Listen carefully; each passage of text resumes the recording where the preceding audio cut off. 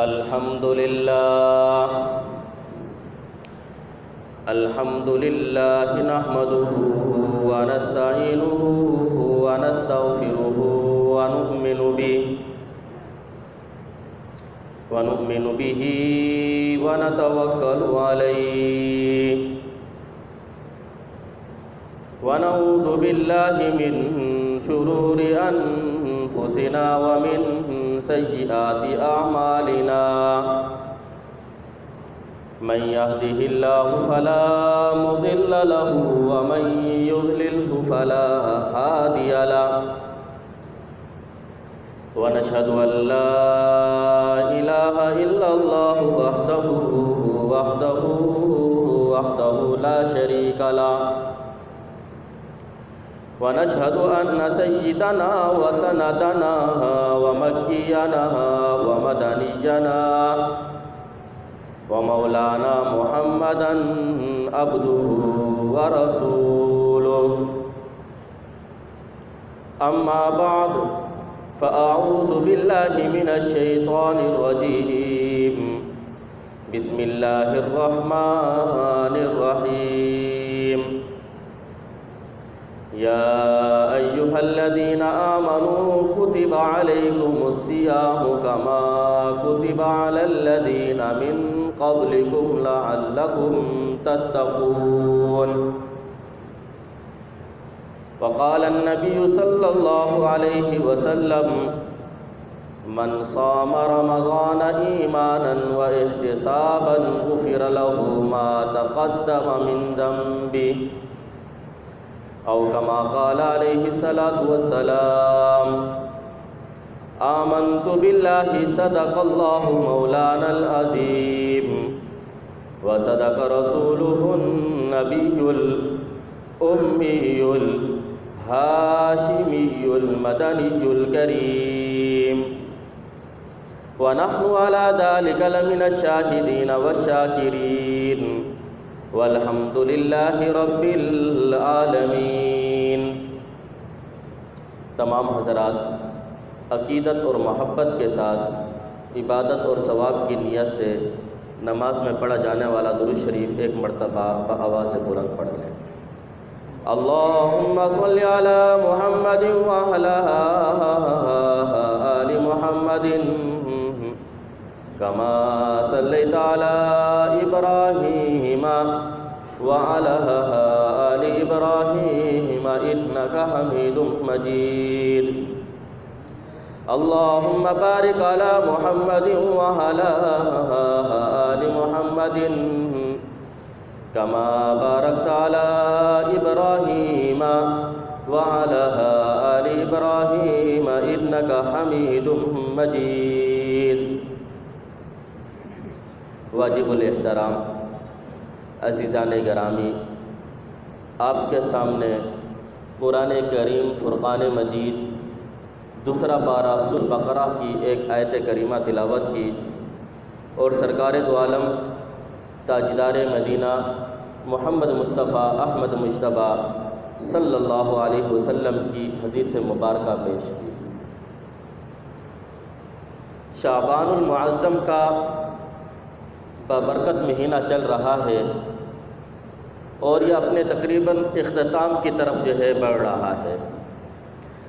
آج 21 شعبان ہے، تقریباً 8 یا 9 دن کے بعد رمضان المبارک کا مہینہ شروع ہونے والا ہے۔ تو رمضان المبارک کے استقبال کے طور پر اور رمضان المبارک کے اندر کون سی عبادت کی جائے، اس پر چند گزارشات آپ کے سامنے پیش کروں گا۔ چونکہ رمضان المبارک کا مہینہ بابرکت مہینہ ہے، باسعادت مہینہ ہے، اور جس طرح جمعے کا دن سید الایام تمام دنوں کا سردار ہے، اسی طریقے سے رمضان المبارک کا مہینہ سید الشہور تمام مہینوں کا سردار ہے۔ رمضان المبارک کی فضیلت کا اندازہ آپ اس بات سے لگا سکتے ہیں کہ رمضان المبارک کا مہینہ وہ مہینہ ہے جس میں اللہ رب العزت نے قرآن مجید کو نازل کیا، شہر رمضان الذی انزل فیہ القرآن، کہ رمضان کا مہینہ وہ مہینہ ہے جس میں قرآن مجید نازل کیا گیا۔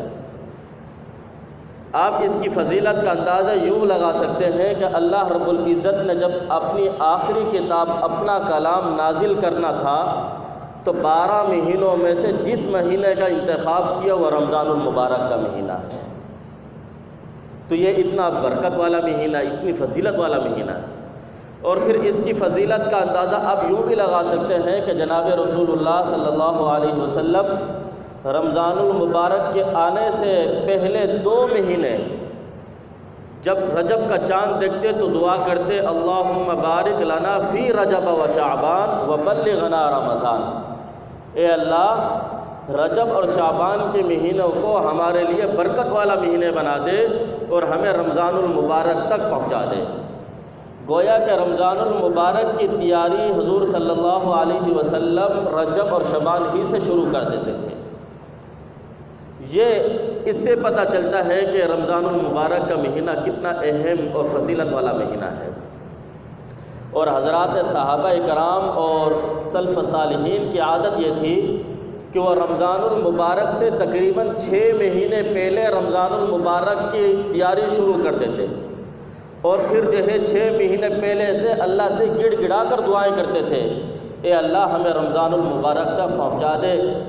پتہ نہیں، ہو سکتا ہے کہ یہی ہمارا آخری رمضان المبارک کا مہینہ ہو، اگلے سال دوبارہ نصیب ہو یا نہ ہو، یہی ہمیں مل جائے دوبارہ۔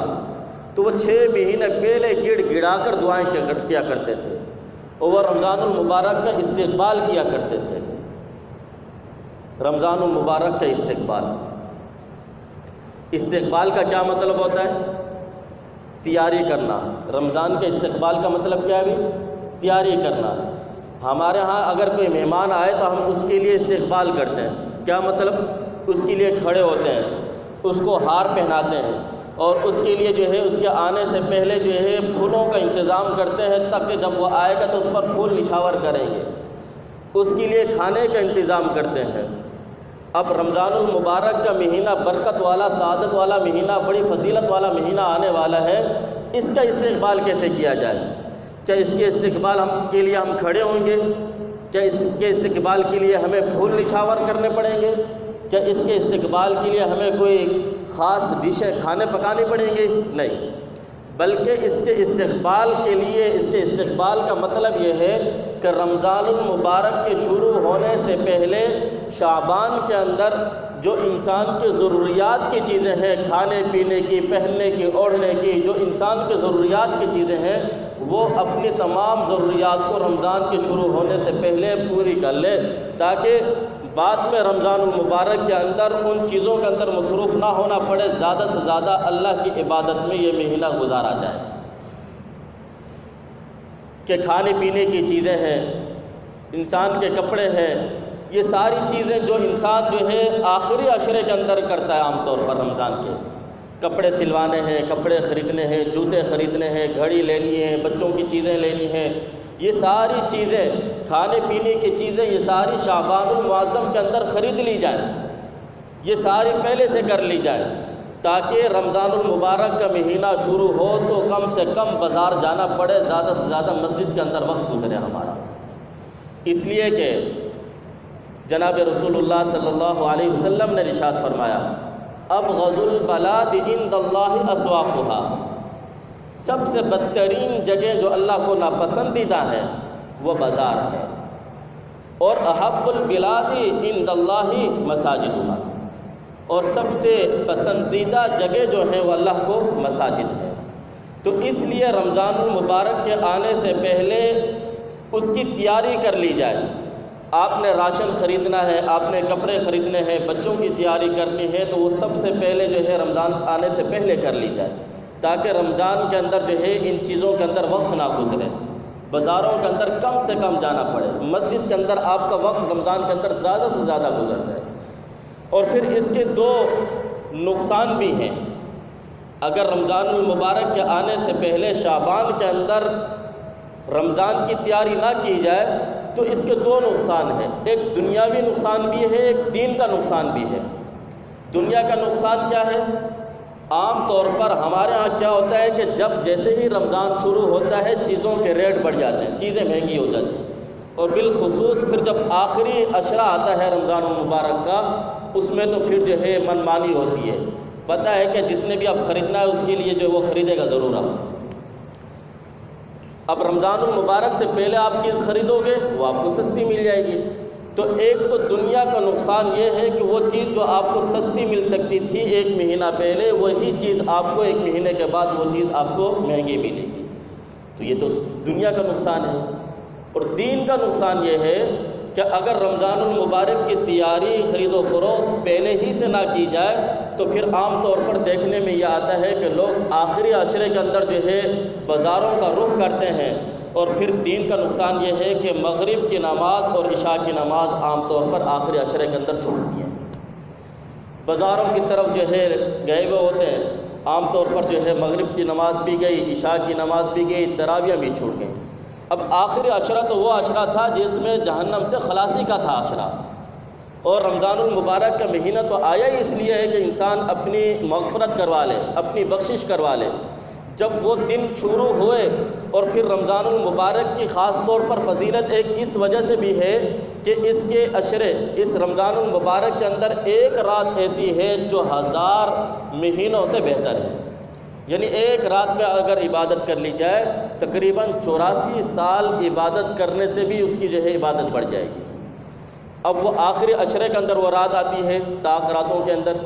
اب جب رمضان المبارک کے آنے سے پہلے ہی رمضان المبارک کی تیاری نہیں کی گئی تو پھر نقصان یہ ہوتا ہے کہ وہ خاص رات جو فضیلت والی تھی اس سے بھی جو ہے انسان عبادت سے رہ جاتا ہے۔ اور پھر ایک نقصان یہ بھی ہوتا ہے کہ وہ 20 دنوں کے اندر جو اس نے روزے رکھے، نمازیں پڑھی، اس نے عبادت کی، اس نے قیام اللیل اور اس نے تہجد پڑھی اور پھر تراویحوں کا اہتمام کیا، اس 20 دنوں کے اندر جو روحانیت اور نورانیت کو اس نے سمیٹا ہے اور اس کا دل پاک ہوا ہے، اب اگلے 10 دنوں کے اندر جب وہ عبادت نہیں کرتا، وہ بازاروں کی طرف زیادہ رخ کرتا ہے، چونکہ بازاروں کے اندر اب غیر محرم پر نظر بھی پڑتی ہے، بد نظری بھی ہوتی ہے، بازاروں کے اندر جھوٹ بھی بولا جاتا ہے، جب بازاروں کے اندر وعدہ خلافی بھی ہوتی ہے، یعنی بازار تو بہت سارے گناہوں کا مجموعہ ہے۔ اب وہ 20 دنوں کے اندر جو اس نے عبادت کی تھی وہ ساری عبادات جو ہے اس کی روحانیت، اس کی نورانیت وہ اگلے 10 دنوں کے اندر ختم ہو جاتی ہے۔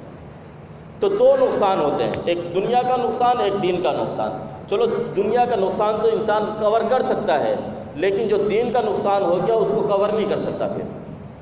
اس لیے جو ہے استقبال رمضان کا مطلب یہ ہے کہ رمضان شروع ہونے سے پہلے ابھی جو 8-9 دن باقی ہیں، ان دنوں کے اندر ہم رمضان المبارک کی تیاری جو اس کے اندر خدر و فقر ہم نے کرنی ہے، جو چیزیں لینی ہیں، جو ضروریات کی چیزیں ہیں، ان کو پہلے سے لے لیں تاکہ کم سے کم بازاروں کا رخ ہو اور زیادہ سے زیادہ مسجد کے اندر، عبادت کے اندر آپ کا وقت مصروف ہو جائے۔ اب اس رمضان المبارک کے اندر کون کون سی عبادات کرنی ہے؟ تو سب سے پہلی عبادت تو اس کے اندر یا ایھا الذین آمنوا کتب علیکم الصیام کما کتب علی الذین من قبلکم لعلکم تتقون، اے ایمان والو تمہارے اوپر روزے فرض کیے گئے ہیں جیسا کہ تم سے پہلے لوگوں پر فرض کیے گئے تھے۔ تو سب سے پہلی عبادت روزوں کا اہتمام کیا جائے۔ دیکھنے میں آتا ہے کہ بعض حضرات معمولی سی بیماری کی وجہ سے روزے کی اہم ترین عبادت کو چھوڑ دیتے ہیں۔ وہ کیا ہوتا ہے عذر؟ وہ سگریٹ پینے کی عادت ہے، بس کیا کریں روزہ نہیں رکھ سکتے اس کی وجہ سے، گٹکے کھانے کے عادی بن چکے ہیں، اب جو ہے گٹکا نہیں چھوڑتا جس کی وجہ سے روزہ نہیں رکھا جاتا، پان کھانے کے عادی ہے جس کی وجہ سے روزہ چھوڑ دیا، نسوار رکھنے کے عادی بن چکے ہیں، اب نسوار تنگ کرتی ہے جس کی وجہ سے روزہ نہیں جو ہے رکھ سکتے۔ اب حالانکہ یہ روزہ ایک ایسی ہے اگر انسان تھوڑی سی ہمت کر لے، یہ روزہ آتا ہی ان چیزوں کے لیے کہ جو آپ کی عادت بن چکی تھی گناہوں کی، رمضان المبارک آتا ہی اس لیے کہ وہ اگر تھوڑی سی جو ہے مشقت برداشت کر لے وہ تمام چیزوں سے عادت جو ہے چھوٹ جائے گی آپ کی۔ بہت سارے ایسے آدمی جو نشہ کرتے ہیں، اگر وہ پختہ ارادہ کر لیں کہ میں جو ہے رمضان المبارک کے اندر روزے نہیں چھوڑوں گا، نشہ کرنا ہے بعد میں کروں گا روزے کے بعد، لیکن جو روزہ مجھے رکھنا ضروری ہے، تو وہ جب 12-13 گھنٹے جب جو ہے وہ اپنے نشے کو چھوڑتا ہے تو اس کی عادت ہو جاتی ہے، وہ آہستہ آہستہ جو ہے زیادہ وقت جو ہے وہ گزار لیتا ہے نشے کے بغیر۔ تو یہ رمضان المبارک کا مہینہ آتا ہی اس لیے ہے تاکہ ہماری جو عادات کے اندر بری چیزیں آ گئی تھیں وہ چھوٹ جائیں ہماری۔ اور پھر جو ہے آپ دیکھیں، اندازہ لگائیں، اللہ رب العزت نے قرآن پاک میں فرمایا یا ایھا الذین آمنوا، اے میرے اوپر ایمان لانے والو۔ یوں نہیں کہا یا ایھا الناس، اے لوگو۔ یہاں پر خطاب اللہ تعالیٰ نے ہمارے سے کیا، یہودیوں سے خطاب نہیں ہے، عیسائیوں سے خطاب نہیں ہے، مجوسیوں سے خطاب نہیں ہے، بلکہ کیا کہا؟ یا ایھا الذین آمنوا، اے میرے اوپر ایمان لانے والوں۔ اب دیکھو اس خطاب کے اندر کتنا مٹھاس ہے، کتنی چاشنی ہے، کتنی اپنائیت ہے، کتنی محبت کے ساتھ اللہ تعالیٰ فرما رہے ہیں، اے وہ لوگوں جو مجھ پر ایمان لائے، میں نے تمہارے اوپر روزہ فرض کیا۔ کہ اللہ روزہ کیوں فرض کیا؟ لعلکم تتقون، تاکہ تم متقی بن جاؤ، تاکہ تمہارے اندر تقوی آ جائے، تم گناہوں کو چھوڑنے والے بن جاؤ۔ جب انسان کا یہ پیٹ بھرا ہوا ہوتا ہے نا تو پھر یہ شہوت کی طرف جاتا ہے، گناہوں کی طرف لگتا ہے، اور جب یہ پیٹ خالی ہو تو پھر اس کو گناہوں کی طرف اس کی سوچ نہیں جاتی، پھر اس کا ذہن جو ہے گناہوں کو نہیں سوچتا، شہوت کی طرف نہیں جاتا، بلکہ اس کو اپنی بھوک کی فکر ہوتی ہے، مجھے کیا ملے گا کھانے کو، میں کھانے میں کیا کھاؤں گا۔ اس لیے کہا لعلکم تتقون، روزہ رکھنے سے تقوی حاصل ہوتا ہے۔ اور روزہ کتنی بڑی عبادت ہے کہ جناب رسول اللہ صلی اللہ علیہ وسلم نے ارشاد فرمایا، اللہ تعالیٰ فرماتے ہیں، صحیح بخاری کی حدیث ہے، الصوم لی وانا اجزی بی، کہ روزہ میرے ہی لیے رکھا جاتا ہے اور اس کا بدلہ میں خود ہی دوں گا۔ باقی جتنی بھی عبادات ہیں اللہ تعالیٰ قیامت کے دن فرشتوں کو کہیں گے کہ اس کو یہ چیز دے دو، اس کو یہ چیز دے دو، اس نے عبادت کی تھی، لیکن روزہ ایک واحد ایسی عبادت ہے اللہ فرماتے ہیں اس کا بدلہ براہ راست میں خود دوں گا، فرشتوں کو نہیں کہنے کی ضرورت ہوئے گی کہ اس کا بدلہ تم دو، میں اس کا بدلہ دوں گا۔ کیوں؟ اس لیے کہ الصوم لی، روزہ میرے لیے رکھا جاتا ہے۔ باقی جتنی بھی عبادات ہیں اس کے اندر ریاکاری ہو سکتی ہے، دکھلاوا ہو سکتا ہے، کوئی نماز پڑھتا ہے کسی کو دکھلاوے کے لیے، کوئی نفل پڑھ رہا ہے کسی کو دکھلانے کے لیے کہ یہ بہت متقی پرہیزگار ہے، کوئی زکوٰۃ دے رہا ہے، صدقہ خیرات کر رہا ہے، سخاوت کر رہا ہے، اس کے اندر بھی ریاکاری آ سکتی ہے تاکہ لوگ دیکھنے والے کہیں کہ دیکھو بھائی یہ جو ہے اللہ کے راہ میں بڑا دینے والا ہے۔ کوئی حج کرتا ہے، کوئی روزے پہ جاتا ہے، اس میں بھی ریاکاری ہو سکتی ہے کہ دیکھو بھائی یہ بڑا متقی، یہ تو حاجی صاحب ہے، یہ تو عمرے پہ جاتے ہیں ہر سال۔ لیکن روزہ ایک ایسی عبادت ہے جس کے اندر ریاکاری ہو ہی نہیں سکتی۔ بہت سارے لوگ ایسے ہوں گے جن کا روزہ ہوگا لیکن آپ دیکھ کر جو ہے نہیں کہہ سکتے اس کا روزہ ہے، اب اس کو پتہ ہے اور اللہ کو معلوم ہے کہ اس کا روزہ ہے، روزے کے اندر ریاکاری نہیں ہے۔ تو اس لیے فرمایا گا الصوم لی، روزہ میرے ہی لیے رکھا جاتا ہے، وانا اجزی بھی، اور اس کا بدلہ میں ہی دوں گا۔ اور ایک حدیث پاک میں آتا ہے جناب رسول اللہ صلی اللہ علیہ وسلم نے ارشاد فرمایا، فی الجنت ثمانیۃ ابواب، جنت کے 8 دروازے ہیں، ان میں سے ایک دروازہ جس کا نام باب الریان ہے، ایک دروازہ ایسا ہے جس کا نام باب الریان ہے، اور اس کے اندر سے داخل نہیں ہوں گے مگر وہ لوگ جو روزہ دار ہیں۔ اور ایک حدیث پاک میں آتا ہے جناب رسول اللہ صلی اللہ علیہ وسلم نے ارشاد فرمایا، اللہ تعالیٰ کو روزے دار کی منہ کی بو مشک اور عنبر سے بھی زیادہ پسندیدہ ہے۔ روزے رکھنے کی وجہ سے، معدے کے خالی ہونے کی وجہ سے منہ سے بدبو آتی ہے، تو اللہ تعالیٰ فرماتے ہیں کہ یہ جو اس کے منہ سے بو آئی، چونکہ اس نے روزہ میرے لیے رکھا تھا، مجھے راضی کرنے کے لیے رکھا تھا، تو یہ اس کی بو بھی مجھے پسند ہے۔ تو روزہ اس یعنی رمضان المبارک کے اندر خاص طور پر جو سب سے اہم عبادت ہے وہ یہ ہے کہ روزوں کا اہتمام کیا جائے،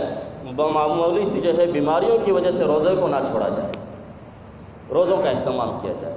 اور پھر یہ رمضان المبارک کا مہینہ اتنا برکت والا مہینہ ہے، ایسی سعادت والا مہینہ ہے کہ اس کے اندر اللہ تعالیٰ مومن کے رزق میں اضافہ فرما دیتے ہیں، غریب سے غریب تر بھی ہو لیکن افطار کے وقت اللہ تعالیٰ اس کے دسترخوان کو بھی وسیع کر دیتے، اس کے لیے بھی انتظام کر دیتے، کہیں نہ کہیں سے اس کے لیے بھی کوئی نہ کوئی چیز آ جاتی ہے۔ یہ رمضان المبارک کی برکت ہے۔ تو پہلی گزارش تو یہ ہے کہ اس رمضان المبارک کے اندر روزوں کا اہتمام کیا جائے، روزوں کو نہ چھوڑا جائے۔ یہ بہانہ نہیں بنایا جائے کہ رمضان المبارک کا مہینہ گرمیوں میں آ گیا، گرمی بہت ہے، دکان پہ کام کرنا پڑتا ہے، فلاں جگہ کام کرنا پڑتا ہے، مشکل ہو جاتی ہے۔ یہ گرمی ہمارے لیے کچھ بھی نہیں ہے۔ حضرات صحابہ اکرام رضوان اللہ علیہ اجمعین کے اوپر جب روزے فرض ہوئے، وہ مہینہ گرمی کا مہینہ تھا، اور پھر حضرات صحابہ اکرام رضوان اللہ علیہ اجمعین پر جب روزہ فرض ہوا،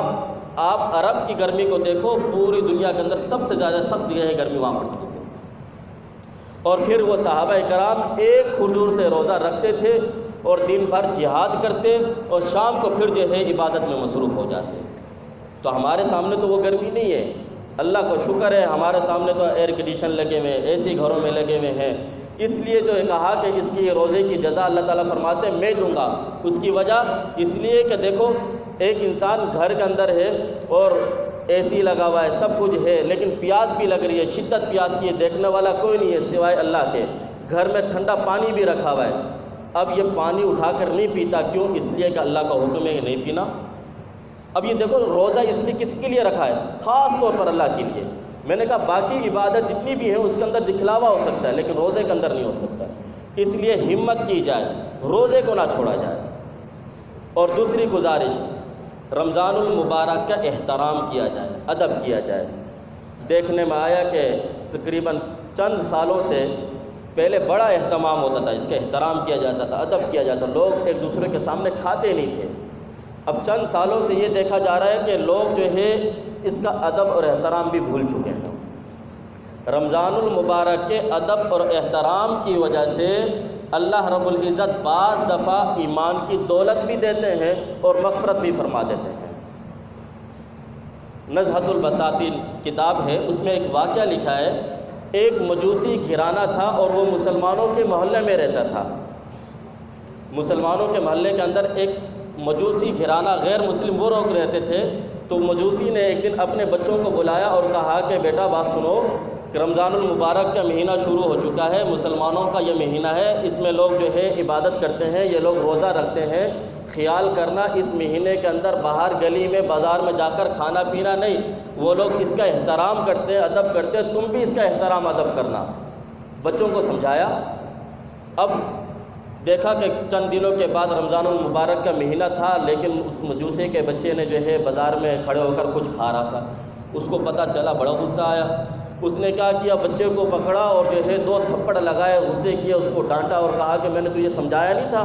کہ رمضان المبارک کا مہینہ شروع ہونے والا ہے اور رمضان المبارک کے اندر جو ہے مسلمان عبادت کرتے ہیں، کھاتے پیتے نہیں ہیں، لہٰذا ہم بھی ان کے اس مہینے کا ادب اور احترام کریں گے، مت کھانا تم لوگ۔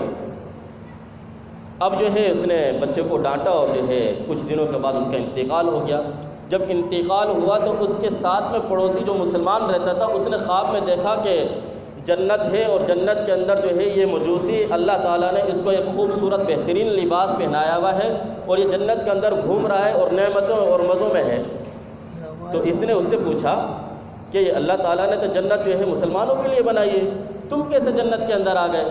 کہا کہ وہ یاد ہے کہ ایک مرتبہ میں نے اپنے بچے پر غصہ کیا تھا، اس کو تھپڑ مارے تھے کہ تو نے رمضان المبارک کا ادب اور احترام کیوں نہیں کیا؟ تو اللہ تعالیٰ نے مرنے سے پہلے مجھے ایمان کی توفیق دی اور اللہ نے میری بخشش کر دی۔ اللہ کو یہ عمل اتنا پسند آیا تھا کہ اللہ تعالیٰ نے مجھے جنت دے دی۔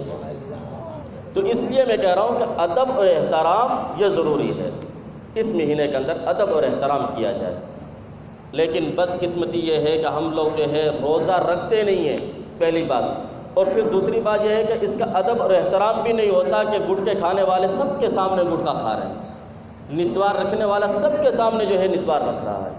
اللہ کا ڈر اور خوف بھی نکل گیا۔ اگر اس کو سمجھایا جائے بھئی یہ کیا کام کر رہے ہو، کہتا ہے میرا اور اللہ کا معاملہ ہے، تیرا اور اللہ کا معاملہ ہے، لیکن اللہ تعالیٰ نے احترام کا بھی تو حکم دیا ہے نا، اس کا احترام کیا جائے۔ اور تیسری گزارش، اس مہینے کے اندر جو ہے قرآن پاک کی زیادہ سے زیادہ جو ہے تلاوت کی جائے، کثرت کے ساتھ تلاوت کی جائے، چونکہ یہ رمضان المبارک کا مہینہ، یہ مہینہ ہے رمضان المبارک کا قرآن والا مہینہ ہے، اسی مہینے کے اندر اللہ تعالیٰ نے قرآن پاک نازل کیا ہے، اس لیے اس مہینے کے اندر کثرت کے ساتھ جو ہے قرآن پاک کی تلاوت کی جائے۔ لیکن بدقسمتی یہ ہوتی ہے کہ ہماری 40-45 سال کی عمر گزر گئی ہے، لیکن اگر پوچھ لیا جائے اس 40-50 سال کی عمر کے اندر آپ نے کتنے قرآن پاک ختم کیے، تو بہت مشکل سے کوئی یہ بھی نہیں کہہ سکے گا کہ میں نے جو ہے 40 قرآن پاک کیے، کہ ہر سال میں ایک قرآن پاک ختم کر لیتا ہوں، بہت ہی کم ہو گئے۔ حالانکہ حضرات سلف حضرات ان کا جو ہے معمول یہ تھا کہ امام شافعی رحمۃ اللہ علیہ رمضان المبارک کے اندر 60 قرآن پاک ختم کرتے تھے، ایک قرآن پاک جو ہے صبح کو دن میں اور ایک قرآن پاک جو ہے رات میں جو ہے ختم کرتے تھے، 60 قرآن پاک پورے رمضان المبارک کے اندر۔ اور امام بخاری رحمۃ اللہ علیہ کے بارے میں حافظ ابن حجر رحمۃ اللہ علیہ نے لکھا کہ 41 قرآن پاک رمضان المبارک کے اندر ختم کرتے، صبح سے لے کر شام تک افطار تک ایک قرآن پاک ختم کرتے، اور پھر جو ہے روزانہ یعنی 10 پارے جو ہے تراویح کے اندر ختم کیا کرتے تھے، اور پھر جو ہے 20 آیات جو ہے اس طریقے سے تہجد کے اندر پڑھا کرتے تھے۔ تو 41 قرآن پاک جو ہے رمضان المبارک کے اندر ختم کیا کرتے تھے۔ تو اس لیے جو ہے اس مہینے کے اندر کثرت کے ساتھ جو ہے قرآن پاک کی تلاوت کی جائے، اور اگر کسی کو قرآن پاک پڑھنا نہیں آتا تو وہ جو ہے پڑھ لے، سیکھ لے ابھی سے، اس لیے کہ تجوید کے ساتھ پڑھنا ضروری ہے۔ ایک معمولی سی غلطی سے جو ہے ایک حرف کی تبدیلی سے معنی میں تبدیلی آ جاتی ہے۔ دیکھیں قلب یہ موٹے قاف کے ساتھ، قلب قائد اعظم والے قاف کے ساتھ، اس کا معنی عربی میں ہے دل، اور اگر اس کو باریک کاف کراچی والے کاف کے ساتھ پڑھیں اس کو قلب، اس کا معنی ہے کتا۔ اب دیکھو قلب لفظ ایک ہی ہے، لیکن حرف کے اندر تھوڑی سی جو ہے تجوید کے اندر اگر جو ہے تھوڑی سی غلطی ہوئی جس کی وجہ سے معنی تبدیل ہو جاتا ہے۔ اس لیے جو ہے اس رمضان المبارک کے اندر کوشش کریں، اگر کسی کو پڑھنا نہیں آتا مولانا صاحب کے پاس جائیں، قاری صاحب کے پاس جائیں، حافظ صاحب کے پاس جائیں، آپ ان کو کہیں کہ مجھے آپ کم از کم چند سطر تو سیکھ لیں، پڑھ لیں۔ تو اس رمضان المبارک کے اندر تیسری چیز جو گزارش میں نے کی کہ کثرت کے ساتھ جو ہے قرآن پاک کی تلاوت کی جائے، اور چوتھی گزارش آپ سے یہ ہے رمضان المبارک کے اندر جو ہے نمازوں کا اہتمام بھی ہو اور جماعت کے ساتھ بھی ہو۔ دیکھو آپ کو معلوم ہے کہ رمضان المبارک کے اندر ایک نفل کا ثواب فرض کے برابر ملتا ہے، اور ایک فرض کا ثواب 70 فرائض کے برابر دیا جاتا ہے۔ اور رمضان المبارک کے اندر جو ہے اور اگر جماعت کے ساتھ نماز پڑھیں تو اکیلے نماز پڑھنے سے جماعت کے ساتھ نماز پڑھنے کا ثواب 27 نمازوں کے برابر ثواب ملتا ہے۔ الکبائر کے اندر علامہ ذہبی رحمۃ اللہ علیہ نے ایک واقعہ لکھا ہے، عبید اللہ بن عمر بہت بڑے محدث گزرے ہیں، ان کا واقعہ لکھا ہے کہ ایک مرتبہ ایسا ہوا کہ کچھ مہمان گھر کے اندر آ گئے، مہمانوں کے اندر مصروف ہو گئے، عشاء کی نماز جماعت سے رہ گئی، محلے کے اندر جو نماز ہوتی تھی وہ جماعت ہو چکی تھی، یہ دوڑے ہوئے آئے، پتہ چلا مسجد میں نماز ہو چکی ہے، وہاں سے بھاگے دوسری مسجد میں گئے، وہاں پر جا کر پتہ چلا وہاں پر بھی جماعت ہو چکی ہے، تیسری مسجد میں گئے وہاں بھی جماعت ہو چکی ہے۔ اب انہوں نے کیا کیا کہ 27 مرتبہ عشاء کی نماز کو خود اکیلے پڑھا تاکہ مجھے جو ہے جماعت کا ثواب مل جائے۔ لیکن کیا ہوا، کہتے ہیں کہ رات کو جو ہے یہ سو گئے 27 مرتبہ نماز پڑھنے کے بعد،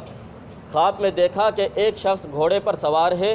اور یہ بھی گھوڑے پر ہے، لیکن اس کا گھوڑا میرے گھوڑے سے بہت کمزور ہے، لیکن دوڑنے میں وہ مجھ سے آگے نکل چکا ہے۔ یہ کہتے ہیں کہ میں نے ایڑ لگائی، اس کے پیچھے دوڑ لگائی، کیونکہ میرا گھوڑا تو بڑا عمدہ تھا، جتنی کوشش کرتا اس کے قریب پہنچتا پھر واپسی پیچھے ہو جاتا۔ تو میں نے اس کو آواز دی اور اس سے پوچھا کہ بھائی کیا مسئلہ ہے، تیرا گھوڑا تو بالکل جو ہے لاغر ہے اور میرا گھوڑا تو بڑا عمدہ قسم کا گھوڑا ہے، لیکن تو مجھ سے آگے کیسے بڑھ جاتا ہے؟ تو وہ کہنے لگا کہ تو نے نماز جماعت کے ساتھ نہیں پڑھی تھی اور میں نے نماز جماعت کے ساتھ پڑھی ہے، جماعت کے ساتھ نماز پڑھنے کا جو ثواب ہے تو اکیلے اگرچہ 50 دفعہ پڑھ لے لیکن اس ثواب تک نہیں پہنچ سکتا۔ اس لیے جو ہے جماعت کے ساتھ نماز کا اہتمام کریں رمضان المبارک کے اندر۔ اور پانچویں گزارش، بس آخری بات کرتا ہوں، سخاوت کا اہتمام زیادہ کریں، اللہ کی راہ میں زیادہ سے زیادہ دیں، مال دینے سے کم نہیں ہوتا، مال دینے سے بڑھتا ہے، مال دینے سے کم نہیں ہوتا بلکہ مال دینے سے بڑھتا ہے۔ اور پھر جب دیں تو زیادہ جو ہے تحقیق نہ کریں۔ آج کل کیا ہوتا ہے، ہم کسی کو 10 کلو کی بوری آٹے کی دیتے ہیں لیکن 3 سیلفی بھی لیتے ہیں تاکہ جو ہے پورے علاقے والے کو دکھلا دیں کہ میں نے 10 کلو آٹا دیا ہے۔ نہیں، پہلے کہا جاتا تھا کہ نیکی کر دریا میں ڈال، مطلب کیا، پتہ ہی نہ چلے۔ اب کیا ہوتا ہے، نیکی کر فیس بک پہ ڈال، بھئی سخاوت کریں لیکن کسی کا دل کو مجروح مت کریں۔ اگر کچھ دینا ہے اللہ کی رضا کی خاطر دیں۔ وہ اللہ تو ماں کے رحم کے اندر، اندھیرے کے اندر جانتا ہے کہ اس کے اندر بچہ کیا ہے، یہ بیٹا ہے یہ بیٹی ہے، کیا چیز پیدا ہوگی، وہ سمندر کے اندھیروں کے اندر بھی جاننے والا ہے۔ تو آپ اگر اللہ کی رضا کے لیے دینا چاہتے ہیں تو آپ دے دیں، لیکن جو ہے سیلفیاں لینا، پھر تصویریں بنانا، اس طرح مت کریں اگر اللہ کی رضا ہے۔ اگر دنیا کی خاطر دیتے ہو تو پھر جو ہے جتنا بھی دو لیکن وہ قبول نہیں ہوگا پھر۔ اس لیے جو ان 5 چیزوں کا جو ہے اہتمام رمضان المبارک کے اندر کریں۔ اللہ تعالی ہمیں ان باتوں پر عمل کرنے کی توفیق عطا فرمائے۔ وآخر دعوانا